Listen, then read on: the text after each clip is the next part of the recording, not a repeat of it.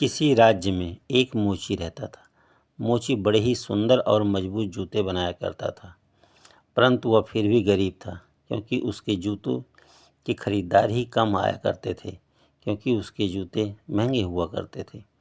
आज मोची जल्द ही अपनी दुकान पर पहुंचा और सोच रहा था कि यदि मेरे जूते बिक जाते तो त्यौहार आने वाला है, हम भी त्यौहार धूमधाम से मना लेते। परंतु शाम होने को आई, मोची की दुकान पे कोई भी ग्राहक नहीं आया। मोची ने सोचा, लगता है आज भी कोई ग्राहक नहीं आएगा और आज भी मुझे खाली पेट ही सोना पड़ेगा। मोची ऐसा सोच ही रहा था, तभी उसकी दुकान के सामने नगर कोतवाल अपने घोड़े से उतरते हैं और कहते हैं, मुझे एक सुंदर जूते का जोड़ा दिखाओ। मोची बहुत ही खुश हो जाता है, प्रसन्नतापूर्वक जूते ले जाके कोतवाल को दिखाता है। कोतवाल जूते पहनता है और उसको जूते बढ़िया लगते हैं और वह घोड़े पे बैठ के चलने ही वाला था। तभी मोची कहता है, साहब जूतों के पैसे दे दो। इस पे कोतवाल बहुत तेज़ से मोची को डांटता है और कहता है, तुम्हारी इतनी हिम्मत कि तुम मुझसे पैसे मांगते हो? दोबारा अगर तुमने ऐसी ज़रूरत की तो तुम्हें बंदी गृह में डाल दूंगा। यह कह के नगर कोतवाल आगे बढ़ जाता है और मोची रोने लगता है कि हाय रे किस्मत, कोई ग्राहक नहीं आया, ग्राहक भी आया तो बिना पैसे दिए ही जूते लेके चला गया। अब मोची बड़े ही निराश और उदास मन से अपने घर को जाता है।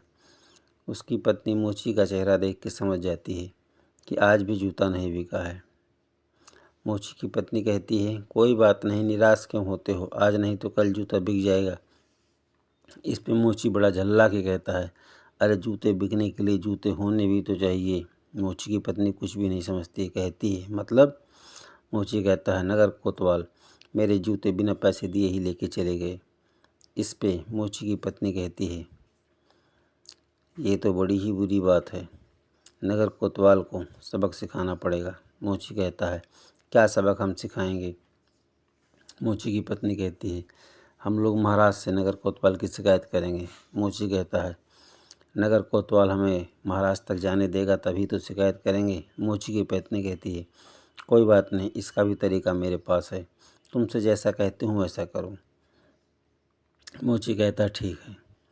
अगली सुबह मोची अपनी दुकान पर जाता है और एक सुंदर जोड़ी जूता तैयार करता है और जूते को लेके राजमहल की तरफ बढ़ता है।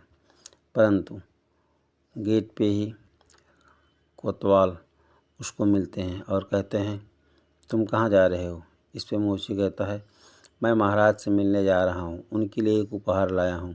इस पे कोतवाल कहता है, तुम महाराज से नहीं मिल सकते हो। मोची कहता है, ठीक है हुजूर, यदि मैं नहीं मिल सकता हूँ, कम से कम मेरा उपहार तो राजा तक पहुँचा सकते हो। इस पे कोतवाल कहता, हाँ, उपहार तुम्हारा राजा तक चला जाएगा। यह कह के कोतवाल मोची से जूते ले लेता है और मोची वहाँ से वापस आ जाता है।